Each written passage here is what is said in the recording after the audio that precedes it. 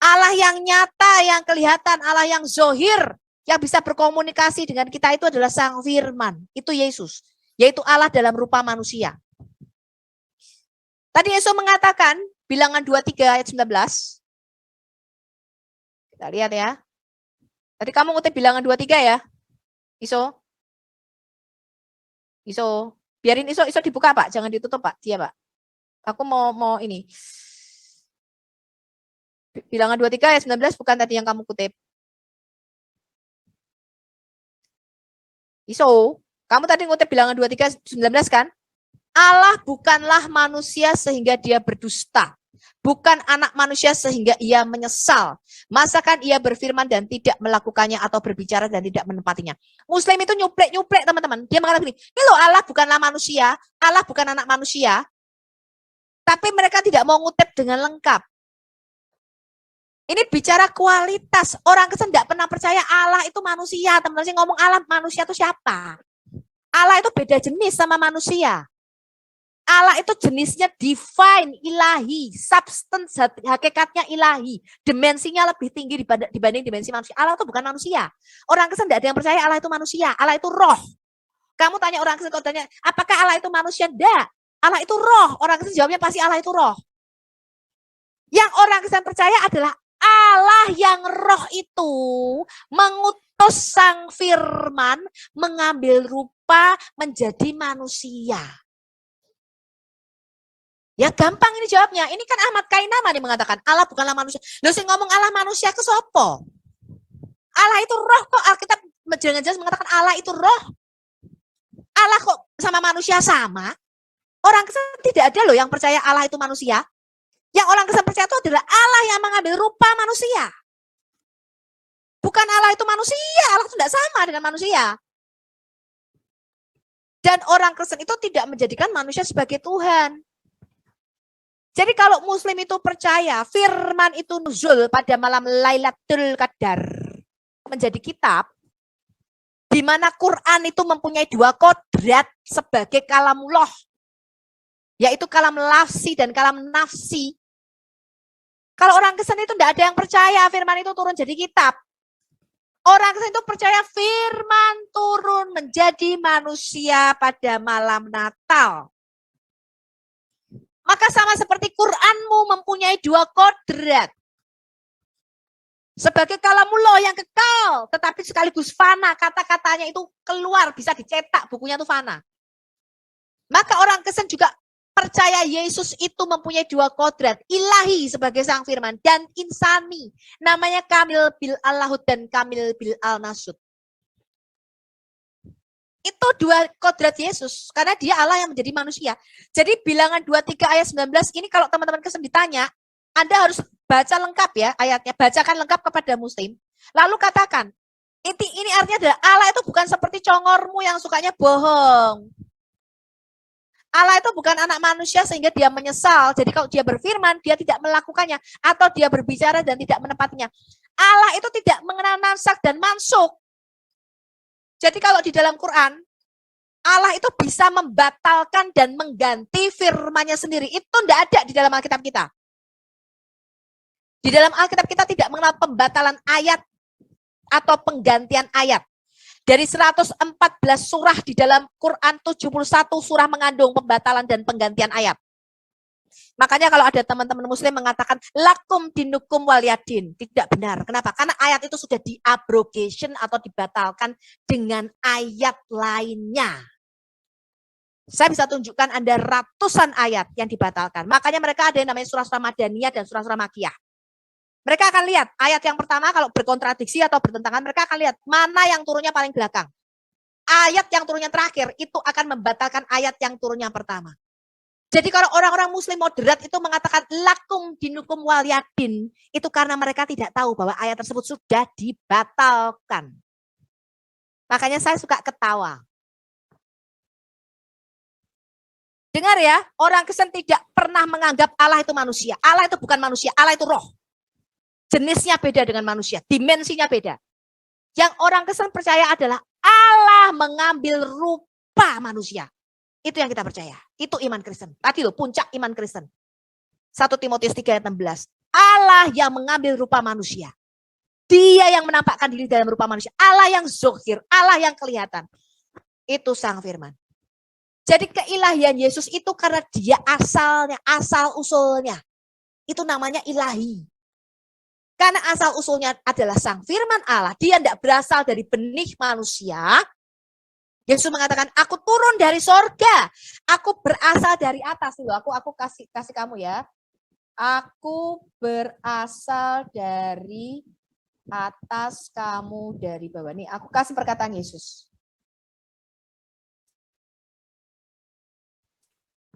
Nih, Yohanes 8 ayat 23. Catat di catatanmu tadi yang pakai kertas tadi.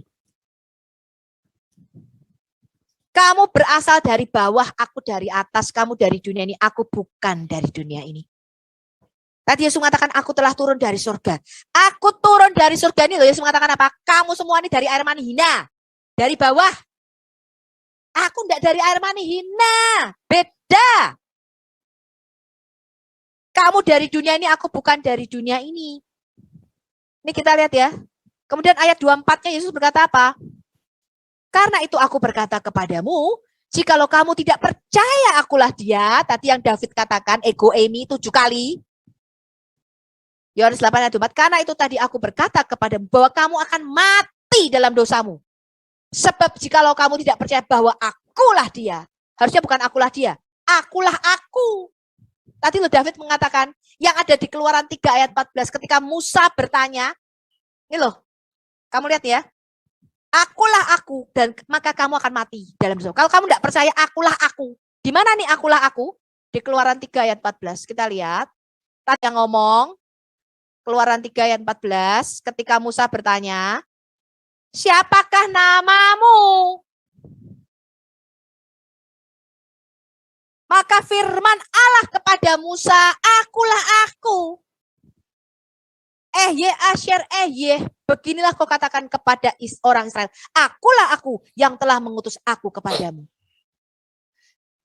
Di Yohanes 8 ayat 24 tadi Yesus berkata apa? Kalau kamu tidak percaya akulah aku, kamu akan mati loh di dalam dosamu. Karena aku telah turun dari sorga. Aku turun dari atas. Itu keilahiannya dia. Ya, makanya dikatakan di dalam Filipi 2. Kita lihat ini.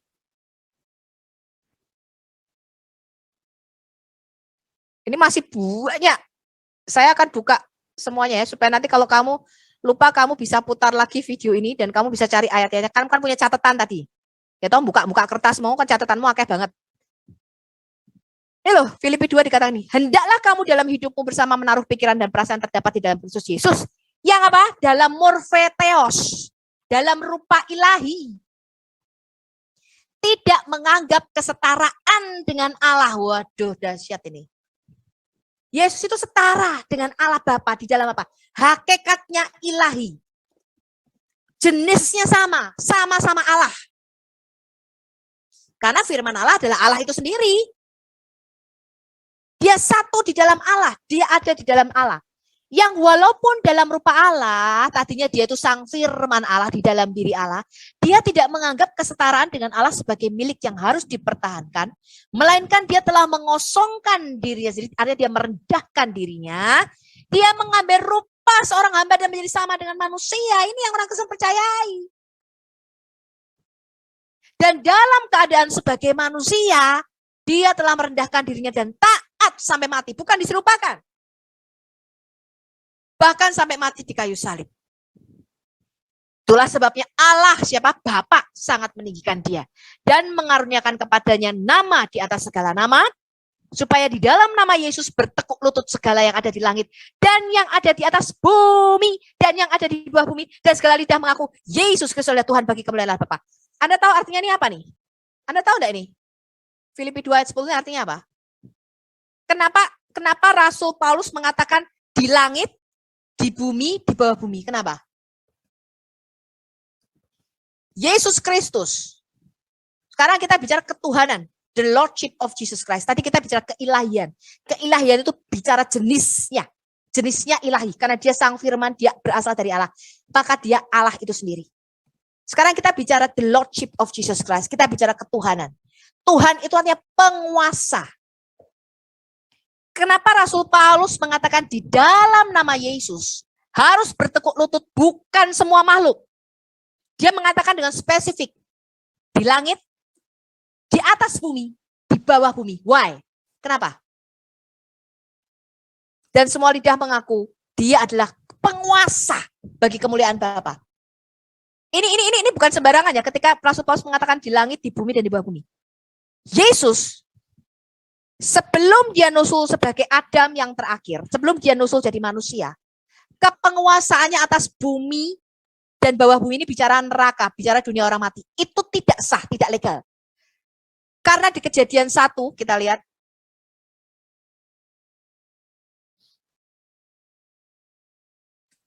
ayat 26 sampai 28. Saya buka semua.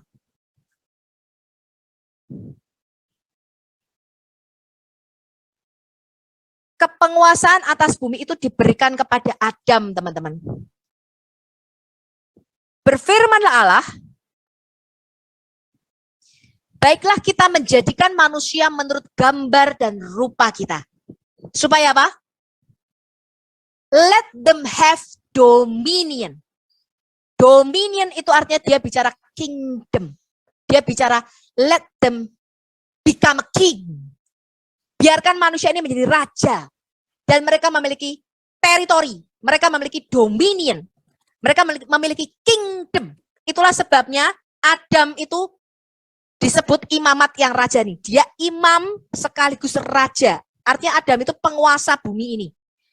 Dan mereka berkuasa, Adam, bukan hanya Adam ya, dua-dua yang laki-laki dan perempuan ini namanya Adam, dua-duanya yang laki-laki. Kalau di Quran Anda nggak ngerti. Quran kan clipping ya, potongan-potongan informasi, jadi nggak ngerti apa-apa. Yang laki-laki dan yang perempuan, yang jantan dan betina ini, manusia yang diciptakan ini dua-duanya bernama Adam. Artinya manusia.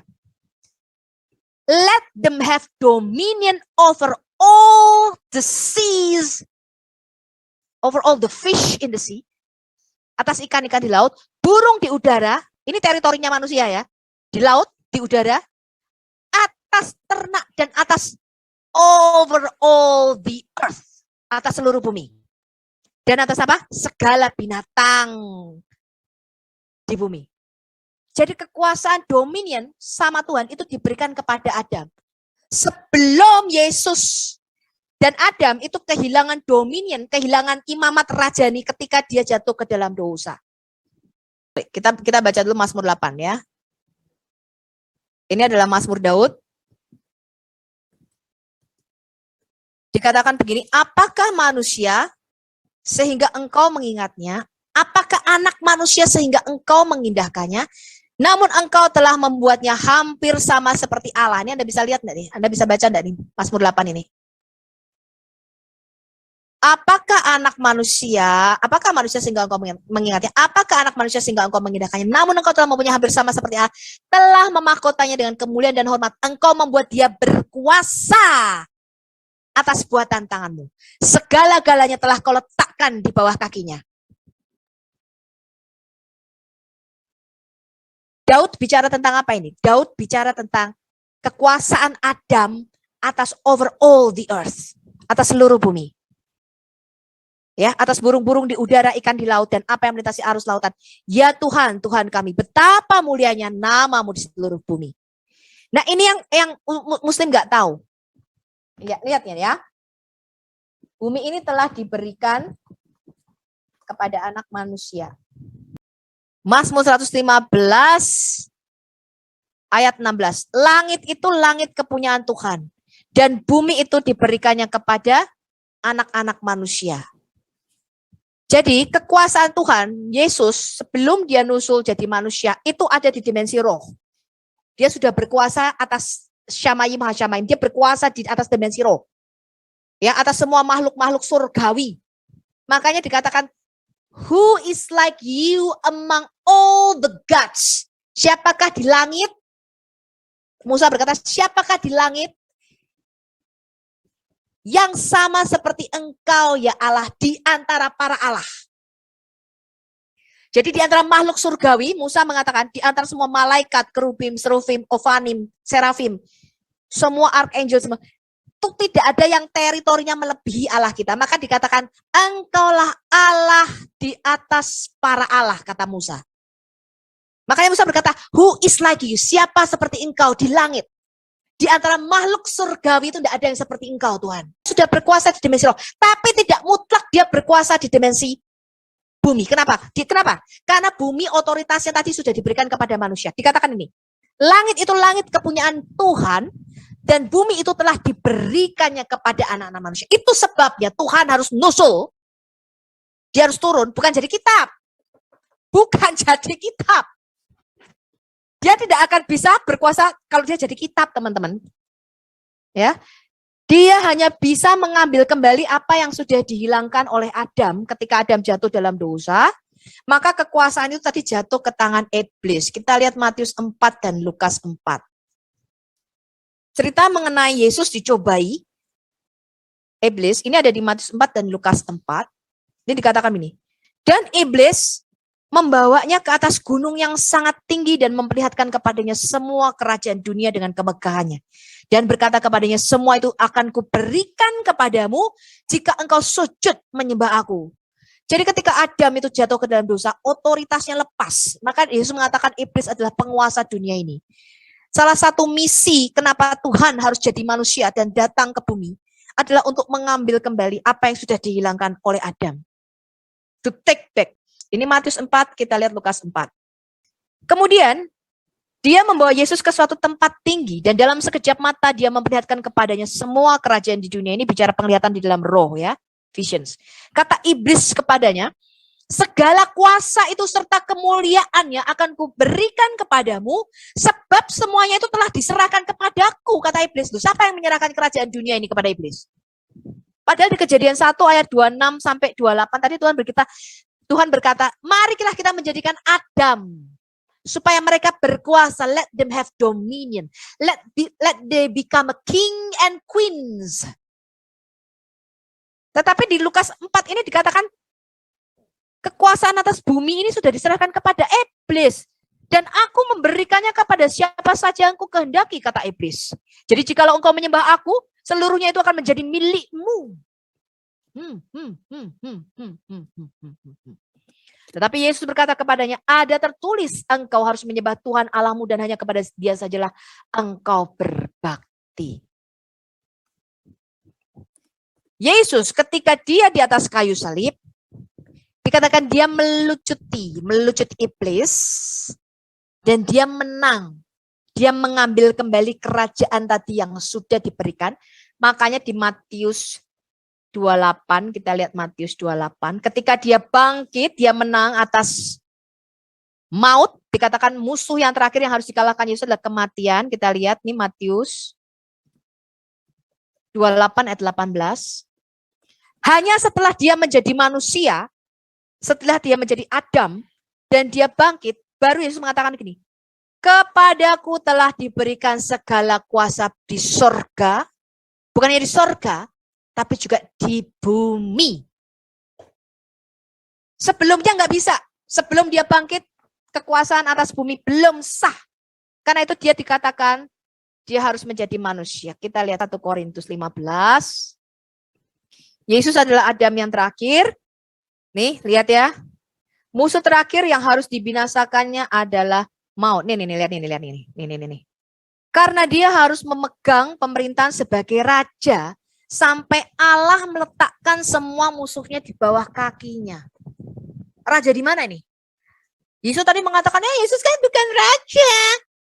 Yesus mati gitu, enggak ada kerajaannya gitu. Yesus bukan raja. Raja di mana dia? Dia sudah raja di dalam dimensi roh. Tapi belum raja di bumi. Yesus mengatakan kerajaanku bukan dari dunia ini. Ya. Nanti pada waktu kedatangan yang kedua, dia baru benar-benar secara de facto, baru benar-benar dia mengambil alih secara real. Dia akan mendirikan kerajaannya di Yerusalem baru, di Israel. Musuh terakhir yang dibinasakan Yesus ialah maut. Sebab segala sesuatu telah ditaklukkannya di bawah kakinya.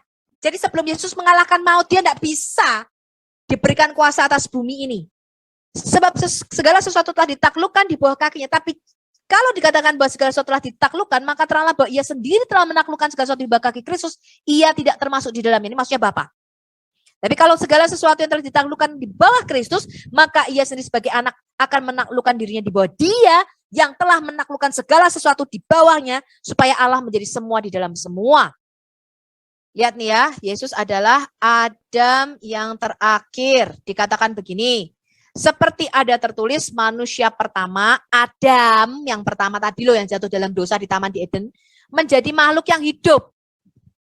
Karena diberi roh, dihembusi roh Allah di dalam nostril atau lubang hidungnya. Tetapi Adam yang terakhir siapa? Yaitu Yesus. Yesus itu Adam manusia. Ya, dia tadi sang firman yang menjadi manusia. Menjadi roh yang menghidupkan.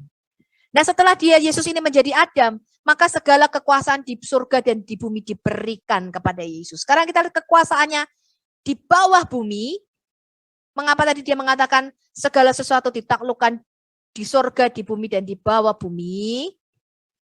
Lihat ini adalah Wahyu 1 yang tadi dikutip sama David. David apa Lukiliu ya? Tadi Lukiliu. Dikatakan ketika aku melihat Yesus maksudnya Rasul Yohanes, aku tersungkur di depan kakinya sama seperti orang mati.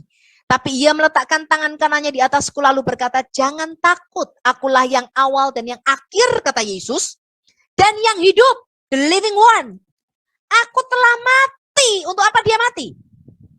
Kita lihat untuk apa Yesus mati. Namun lihatlah aku hidup sampai selama-lamanya dan apa? Dia turun ke dunia orang mati untuk mengambil kunci maut dan kerajaan maut. Ini Anda bisa lihat ini. Dia turun ke dunia orang mati itu bukan Tuhan kok mati. Kok bisa mati? Tuhan kan tidak bisa mati. Lah kalau Tuhan dalam roh ya tidak bisa mati sebagai firman. Karena dia sudah berinkarnasi menjadi manusia. Maka dia dibunuh dalam keadaan sebagai manusia. Dia bisa turun. Untuk apa? Mengalahkan maut, mengalahkan iblis. Tadi loh, musuh terakhir yang harus Yesus kalahkan adalah dosa dan kematian. Bagaimana caranya mengalahkan kematian? Ya aku mau turun ke dunia orang mati. Dengan kebangkitannya dia mengalahkan kematian. Dan dikatakan apa? Kuncinya ini loh, kunci neraka. Aku memegang kunci maut dan kerajaan maut. Oh dahsyat. Oh dahsyat. Karena dia menjadi manusia, baru setelah dia bangkit, kita lihat Kisah Rasul 2. Yesus yang telah kau salibkan itu, kata Rasul Petrus, hai orang Israel, katanya, dengarlah perkataan ini, aku masukkan ialah Yesus dari Nazaret, seorang yang telah ditentukan Allah dan yang dinyatakan kepadamu dengan kekuatan dan mujizat dan tanda-tanda yang dilakukan oleh Allah dengan perantaraan dia di tengah-tengah kamu seperti yang kamu. Dia telah diserahkan Allah menurut maksud dan rencananya telah kamu salibkan dan kamu bunuh oleh tangan bangsa-bangsa durhaka. Tapi Allah membangkitkan dia dengan melepaskan dia dari sengsara maut.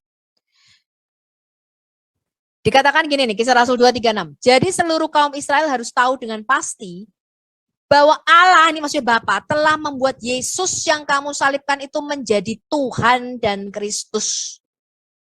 Jadi dengan kebangkitannya dari antara orang mati, maka ketuhanannya atau kepenguasaannya atas bumi itu sah.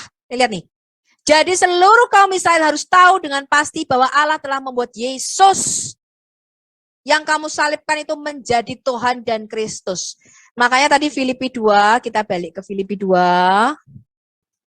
Supaya di dalam nama Yesus bertekuk lutut apa?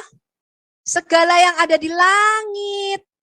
Yesus itu sudah diberikan kuasa ketuhanan di langit.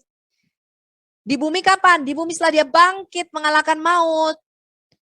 Kekuasaan di bawah bumi mana? Di neraka kapan? Tadi ketika dia bangkit dia ambil kunci maut dan kerajaan maut. Sah dia sudah. Ini spesifik. Di langit, di atas bumi, di bawah bumi.